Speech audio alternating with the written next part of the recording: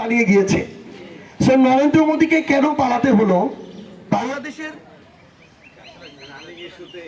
শোনা যাবে বাংলাদেশের যে অভ্যুত্থানটা, এই অভ্যুত্থানটা দিনে দিনে বাড়লো, কিন্তু আমরা ওইখানে একটু কমার সম্ভাবনা দেখতেছি। সো এই যে অন্যদিকে ভারতের জায়গার এই যে আন্দোলনটা, সেটা আসলে অভ্যুত্থানের দিকে যাবে কিনা। ধরেন আমরা বিজেপিকে যেটা দেখি, এটা কিন্তু একটা ধর্মভিত্তিক রাজনৈতিক দল, টোটালি একেবারে, এবং একটা ডানপন্থা রাজনৈতিক দল, এক্সট্রিম রাজনৈতিক দল। সো তারা তাদের জায়গা থেকে তাদের অবস্থাটা কি, আগামীতে ওই দিন রাহুল গান্ধীকে যেভাবে চ্যাংদোলা করে নিয়ে গেল, এটার ইম্প্যাক্টটা পজিটিভ হবে না নেগেটিভ হবে, এই বিষয়গুলো নিয়ে আপনি যায় দেখবেন।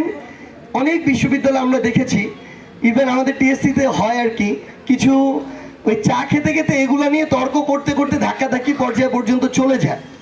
কিন্তু আমরা মনে করি ওই সময় মনে হয় এটা হয়তো একটু অবান্তর মনে হতে পারে, কিন্তু দিন শেষে এটার প্রয়োজন আছে।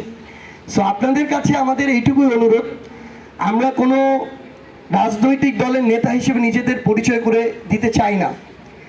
আমরা মনে করেছি যে আমাদের যে আকাঙ্ক্ষাটা ছিল, আমাদের দুইটা রাজনৈতিক দল বড় ছিল, বিএনপি এবং জামাত বর্তমানে, এরপরে এনসিপির আসনের দিক থেকে অবস্থান। তো একটা দল ক্ষমতায় যাবে, আরেকটা দল বিরোধী দল হবে, কিন্তু দুইটা দলই একটা 50 বছর আগের, একটা প্রায় 80-85 বছর আগের। আমাদের কাছে মনে হয়েছে আমাদের তরুণদের একটা ভয়েস দরকার। আমাদের কাছে মনে হয়েছে যে মধ্যমপন্থী আরেকটা ভয়েস দরকার। ধরেন শুধু জামাত এককভাবে বিরোধী দল, তাহলে তো ডানপন্থী বিরোধী দল একটা হয়ে গেল। তাহলে আরেকটা থার্ড অপশন, যে মানুষটা ধরেন বিএনপি চায় না সাপোজ, আবার জামাতও চাচ্ছে না, তার জন্য তো কিছু একটা লাগবে। আপনি যদি এই তিনটা স্ট্রং অপশন অফার না করতে পারেন, তাহলে পুরাতন অপশনটা আবার ফিরে আসবে। ইভেন সেটা ফিরতে না দেওয়ার জন্য হলো এনসিপিকে শক্তিশালীভাবে দাঁড়ানো দরকার। তো আমরা সেই চেষ্টাটা করছি, কিন্তু দুঃখজনক হলেও সত্য, তারা এত হাজার হাজার কোটি টাকা পাচার করেছে।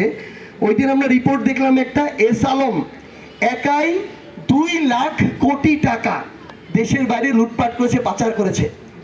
অথচ এই টাকা দিয়ে আমার দেশ অন্তত 6 মাস চালানো যাইতো। এই টাকা দিয়ে আমার ওইরকম 10টা পদ্মা সেতু বানানো যাইতো। তাহলে তাদের এই টাকাগুলো আছে, তারাই এগুলো এখন ইনভেস্ট করে প্রোপাগান্ডা করে। আপনি দেখবেন তারেক রহমানের বিরুদ্ধেও হয়, আমাদের তো মোটামুটি তারা লেগেই আছে অন্তত 10 জনের পিছনে, যেভাবে প্রশ্নবিদ্ধ করা যায়। কারণ এই দলটাকে দাঁড়াইতে দেওয়া যাবে না, কারণ তারা মনে করে যে অভ্যুত্থানের একটা পার্ট টিকে থাকবে। এটাই সত্যি। রিয়েলিটি হচ্ছে অভ্যুত্থানের পক্ষের বিপক্ষে যারা ছিল, যারা খুনি গণহত্যাকারী, তারা যদি আসে তাহলে অভ্যুত্থানের পক্ষে যারা ছিল তারা থাকবে না। না থাকা অনেক ফরম্যাটে, বেঁচে থাকা মানেই থাকা না।